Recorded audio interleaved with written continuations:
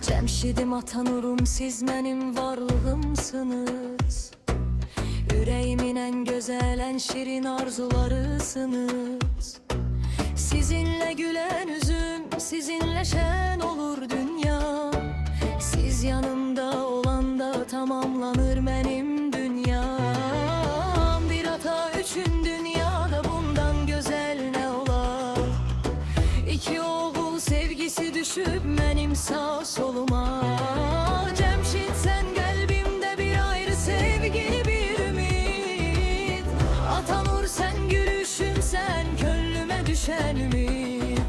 Sizinle geçen her an yaddaşımda salar. Bir bakışınız bile kalbime sevinç katar. Böyün merd olun, hayat size yol açsın. Ata duası her zaman üstünüzde dayansın. Ne kadar iller geçse değişmesin bu sevgi. Ata ile oğullarım kalbinde yaşasın sevgi. Cemşidim ata nurum, siz benim fəxrim şanım. Siz varsınız deyə cavab da var, azə xoşbəxtəm iki oğlum canım. Lay lay lay lay la la la la. Lay lay lay lay la la la la. Lay lay lay lay la la la la. Lay lay lay la la la la. Lay lay lay lay lay lay lay lay. Lay lay lay lay lay lay lay. Lay lay lay lay la la la la. Lay lay lay lay la la la la. Lay lay lay lay la la la la.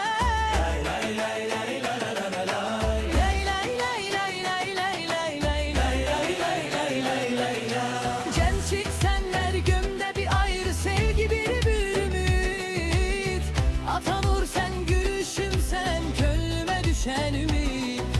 Sizinle geçen her an yaddaşımda salar. Bir bakışınız bile kalbime sevinç katar. Böyün merd olun, hayat size yol açsın. Ata duası her zaman üstünüzde dayansın. Ne kadar iller geçse değişmesin bu sevgi. Ata ile oğulların kalbinde yaşasın sevgi.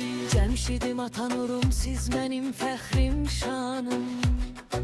Siz varsınız deyə cavab da var, azə xoşbəxtəm iki oğlum